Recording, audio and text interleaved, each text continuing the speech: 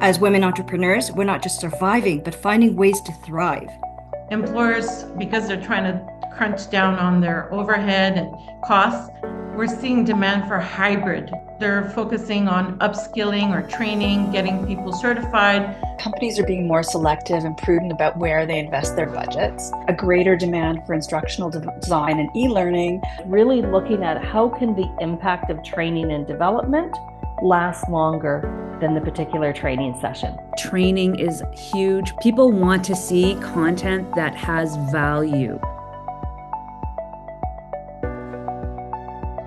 AI will be the smartest entity in the world by 2028. That's 3 years from now. AI is only as smart as the information that you feed it. And we have a very big role in how we use and maximize the use of AI.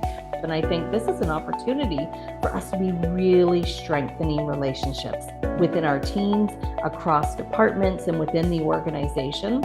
It's going to be complementary to what we're doing.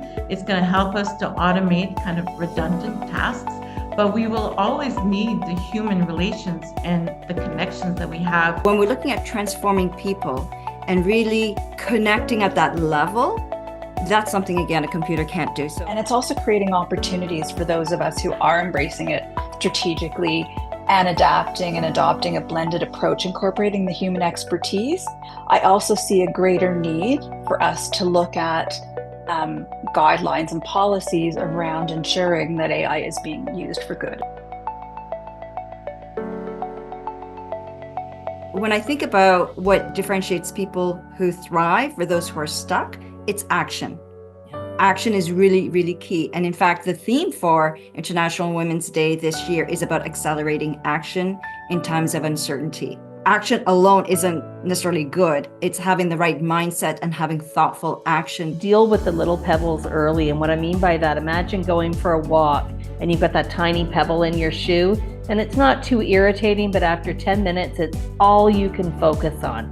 And that happens in the workplace. These little pebbles bump up and they become irritants, they grow, and they have an enormous impact. The other thing is really focusing on the opportunities and embracing change. Change brings with it an opportunity. If you don't like how something is today, the only way to do something different is to change it. So I'm not afraid of asking for help. I work with external consultants, executive leadership coaches to help me get back on track. And I'm another person who thrives on change. I think the biggest thing is not having to navigate it on your own. If you're a leader or a business owner, you may find that it feels like you're repeating the same thing in a number of different ways, and that's actually a good thing. We call that cascading messages because sometimes it feels like we miss the memo. So if you can communicate in cascading messages, this provides a safer feeling for people. And most importantly, we have to listen to what's going on and what people are saying.